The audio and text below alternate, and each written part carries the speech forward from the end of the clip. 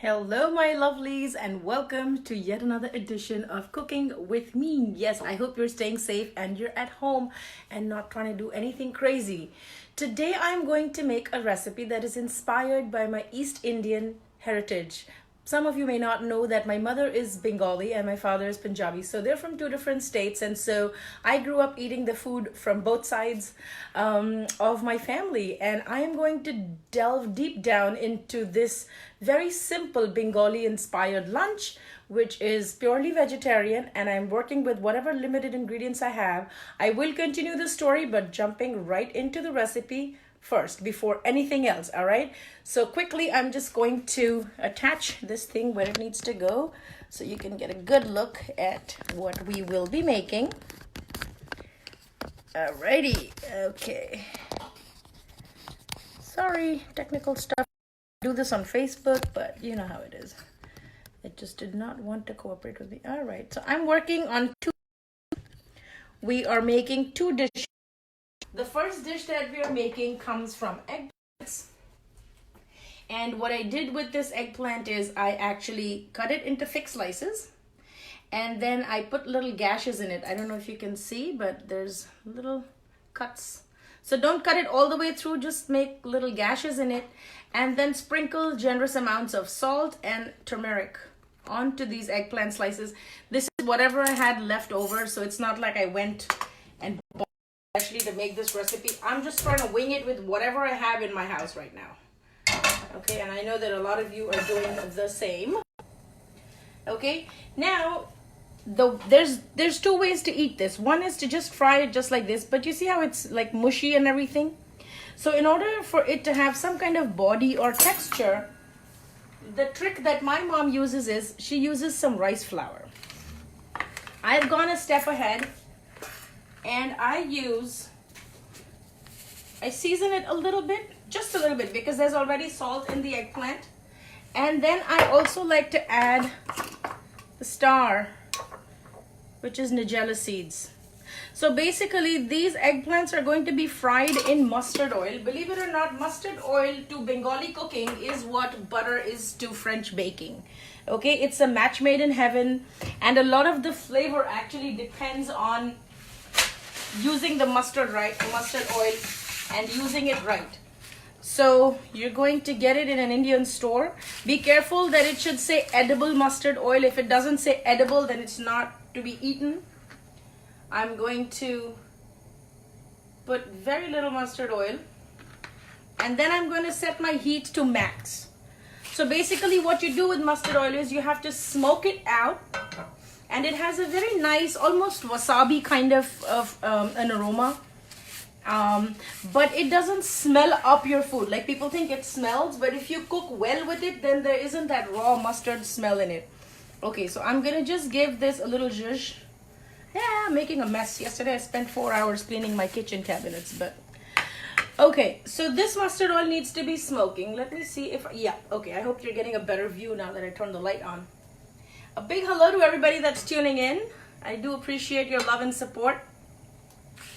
Okay, so when we see the smoke coming off of this, that's when we know that we're ready to cook with it. There is nothing else that's going to go into this recipe. Basically what the rice flour will do is it will help to absorb all this moisture, and it will make a lovely coating around the eggplant, and it's going to be with a crisp outside with a nice soft interior. If you want, you can also add a little bit of cornstarch to this batter. It really works well. My next dish is actually inspired by something that I had left over. If you were in that video where I made the daikon stuffed flatbreads, the mulika paratha, then this is the leftover radish grated that I have from that recipe. Okay, and of course it has some North Indian spices, but I'm going to totally overlook that. I'm actually going to use these by combining it with this. This is a salad kit, and the good thing is that it has some hearty vegetables like cabbage, kale, carrot that really hold up. So I'm going to make a quick stir fry with this, and I'm going to make it nice and crunchy. So it's going to be really quick, and I'm going to use this leftover salad. I mean, we haven't opened it, but there's not too many raw cabbage enthusiasts in my house. Okay, Now, if you're looking at this is smoking. You can see this is really, really smoking hot right now. So this would be a good time to turn down the heat and then bring the temperature back down so you can cook with it and that whatever you put in does not burn. I'm going to pick up the eggplant and lightly dredge it with this. Okay. I'm going to give it a minute, put it on the side while the oil cools a little bit. I also have to get this started really quickly, but I'll familiarize you with the ingredients in just a minute. So the eastern part of the country is characterized by being the city of joy, where the rich and the poor, it's the city of Mother Teresa, the city of Rabindranath Tagore, the city of many great poets, the city of football mania, the city where I was born, and also the city that very beautifully combines the traditional with the modern. It's the city where the river Ganges meets the Bay of Bengal, and the whole culture is revolving around food. They're pretty much like French people, so they're thinking of food 24/7. I have yet to come across a Bengali who is not a foodie. And both my parents actually grew up there, so we have a huge Bengali influence in the food choices that we used to make in our family as well. And we ate food from both sides. And in India, every state has a different culture. Every state has a different food culture, different language. So it's like literally going to another country. So it was a very diverse and beautiful upbringing that I had with two sides of the family who never spoke the same language. So my father's side of the family spoke Bengali, and that's how they were able to communicate really well with my mother's side. It was very interesting. All right, so the oil is now down to not being smoking anymore. I'm going to turn up the heat. This is my tiniest burner, and I'm only putting it here so that y'all can see it better. But so just gently lower your eggplant slices into this. Turn up the heat to medium. And don't try to overcrowd the pan. I'm just doing it with minimal oil. Some people like to deep fry it, but that's again a matter of personal preference. So that's gonna do its thing. I'm gonna keep an eye on it. And now I'm gonna get started on my second dish, for which I'm using very, very simple ingredients. The first thing that I'm going to use, this will also, by the way, be made in mustard oil. So if you don't have mustard oil, use whatever you have. But if you have mustard oil, it really elevates your Bengali cooking to the next level. In fact, a lot of dishes that taste like they've been made in ghee are actually made in mustard oil, and then ghee is added right at the very end just to give it that lingering flavor. Okay, so we have to do the same thing with this. We have to wait for the pan to be really, really hot so that the oil can reach the smoking point and then it can come back down. I'm going to use this 5-seed blend, and I know I've shown it to you in my pickling video. This is a 5-seed melange, which is pretty much the foundation of a lot of Bengali dishes. If you have this, that's great. It's called Panch Foron, and it basically has fennel, it has yellow mustard, it has black mustard seeds, cumin, and it has fennel, cumin, and nigella seeds. So those are the 5 that are in there. If you have them separately, you can make a quick melange yourself and then just work with that. Usually they come pre-packaged and pre-proportioned, so you really don't have to think that much. Okay, so they're browning a little bit at the bottom, but I'm going to let them be because the rice flour actually soaked up a lot of oil. I'm going to drizzle just a little bit just to keep it from drying out. And I put it on the edges so that it'll have enough time to smoke up and then cool down. Okay, this is nice and hot. I'm going to add some very simple things to this. I've taken a piece of grated ginger. See how it's smoking? Now I have to turn down the heat so it'll come down. I have some grated ginger. I have one last leftover spring onion. I have a half an onion that was sitting in the fridge. And that's about it. So let's just start with the 5-seed melange, the Panch Foron. Panch means 5, Foron means little seeds that you can temper with. If you don't have this and you have nigella seeds like this, that's fine too. If you don't have the nigella seeds and you only have cumin seeds, put the cumin seeds and let them cook till they're black, like almost burnt. Okay, time to give this a flip. So for all the people that complain like, oh, you know, we don't have time to make multiple things, honey, we don't have time for anything, but nowadays we have time for everything. It just depends what your priorities are. Okay, so you can see how nicely golden it is, and you can only imagine that if it was deep fried, it would have a different depth of flavor. I'm just choosing not to deep fry it. So the aromas that come up when this is roasted, you'll actually smell it. It's a very sharp aroma, but it's also very nutty. So you'll know that your pach phoron is ready and you can put in the next thing. Typically your tempering and your ginger paste goes in together. Okay, and that literally creates the base of your dish. Like so. So we're going to give it a stir. So Bengali food is not very big on garlic. It's a lot of ginger based, a lot of these kind of flavoring agents. I'm going to put in the onion, the half an onion, and the spring onion.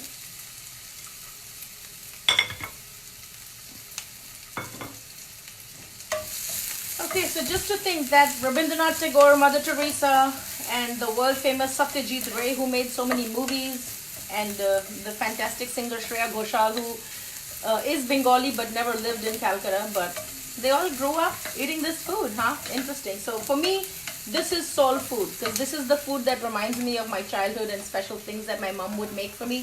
So for me, this is the ultimate soul food.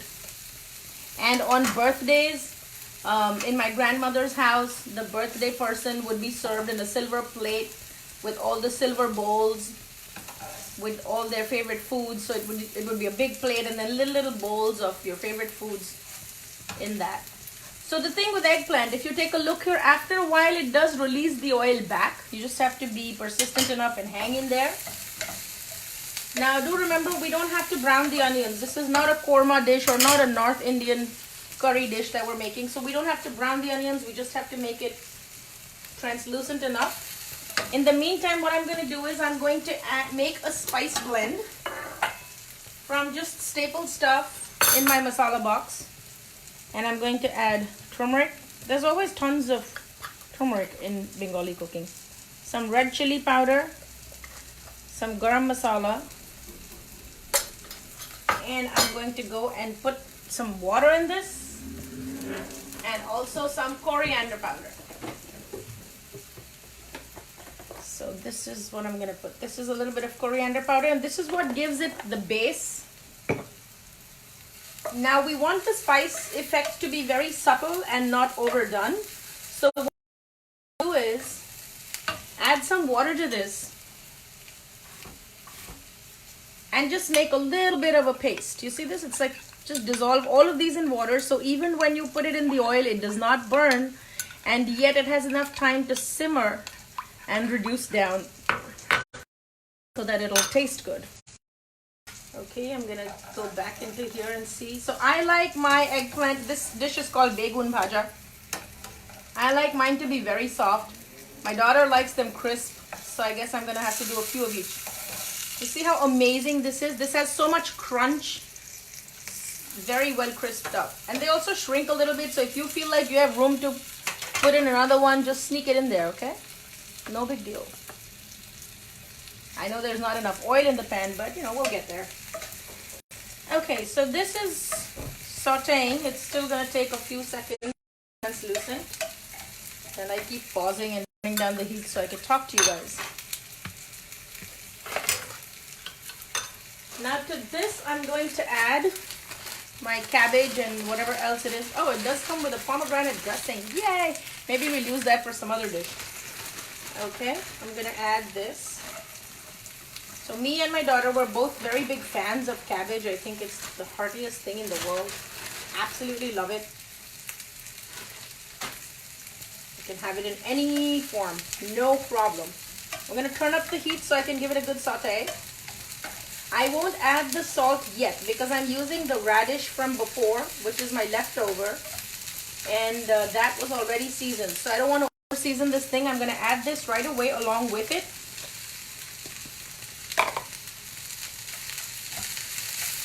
I also love cooked radish in a lot of Bengali dishes, and if you don't have grated, you have just a fresh daikon. Just take it, cut it into discs or cut it into cubes and make this quick stir fry. It tastes really, really good. You don't have to always eat vegetables raw. If you're tired of eating the same old salads and not doing anything interesting, you can always give it a spin and cook it off. Hey, sometimes I even cook lettuce and eat it. So I'm just crazy like that. I'm not saying you have to be crazy, but crazy is good. Alrighty, so these are my fantastic eggplant medallions, my begoon bhaja, which is here.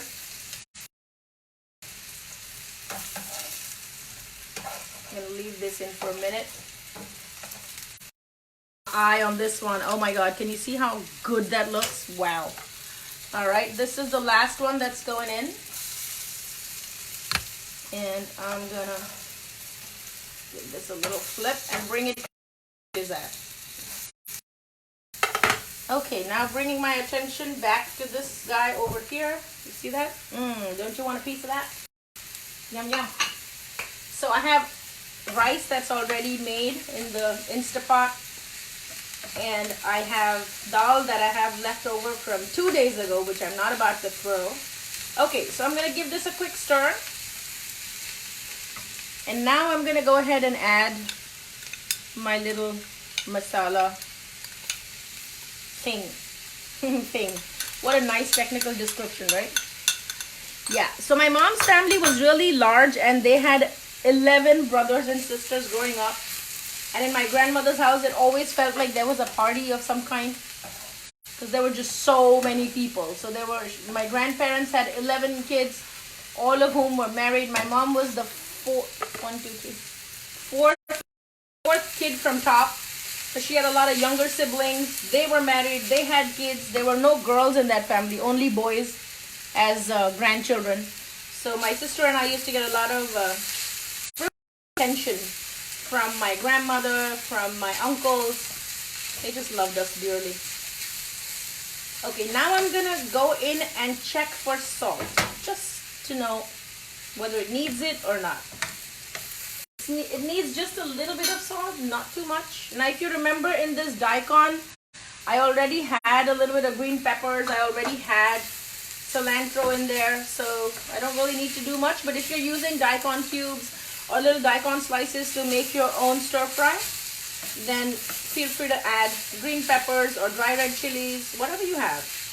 Green chilies, more garlic, more ginger, if you will. My mom also likes to add a little bit of sugar to all daikon dishes. Don't ask me why. She just likes to do it. So I'm just going to follow her lead and put just about a little pinch of sugar in there. Thank you, Mom, for teaching me whatever I know. Yeah, okay. So she never actually worked in her kitchen, because they actually had a person who would cook for all the 40 people of the family.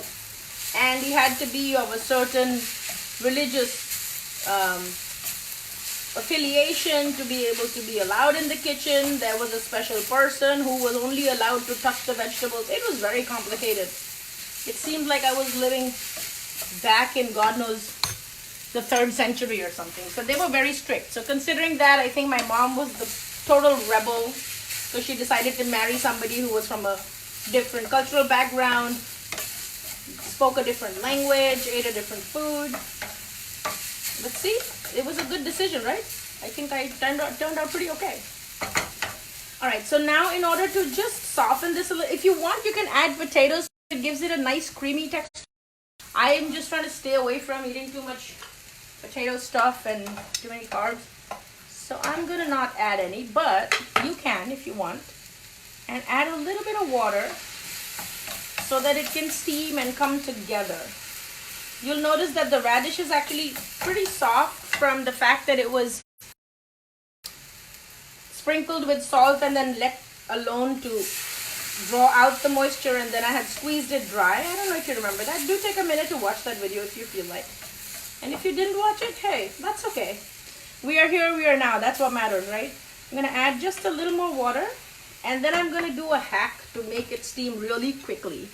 And that hack is, instead of covering it with a cover, I'm going to cover it with a skillet. This heats up, and it actually acts like an oven and heats up on both sides. So that's what it does. I have to keep working with this. I might have to add a little more mustard oil, but I'm not going to add it on top of the vegetables. I'm going to add it to the side so that it'll have the time to smoke up, and then I will draw the eggplants into it. So always be aware of what materials you're working with, how do they behave. If you're thinking about signing up for the class that's coming up May 1st, it's the breads class. You'll be learning naan, you'll be learning paratha, puri, roti.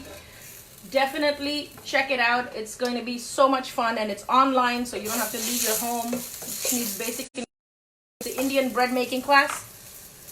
I'm also doing a cook with mom series, so you can actually cook lunch or dinner for your cook for mom.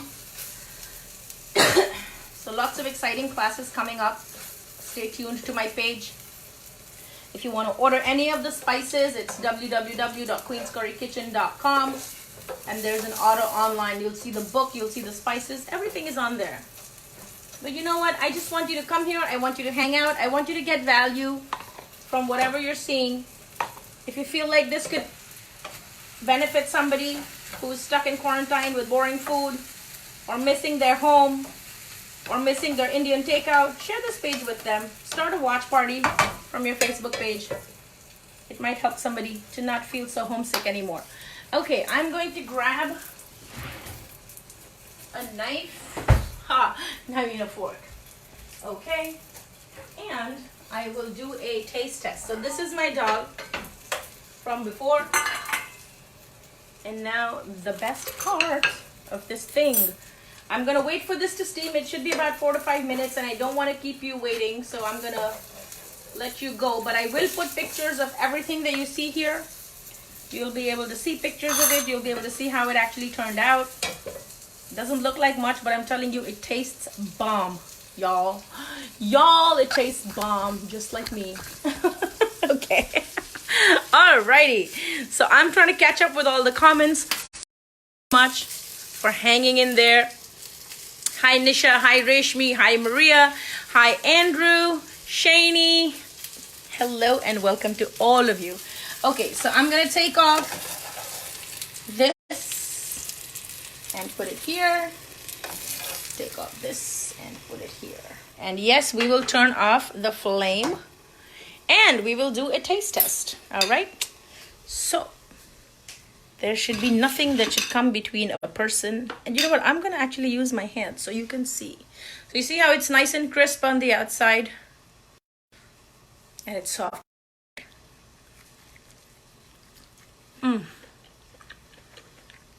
It's perfectly seasoned.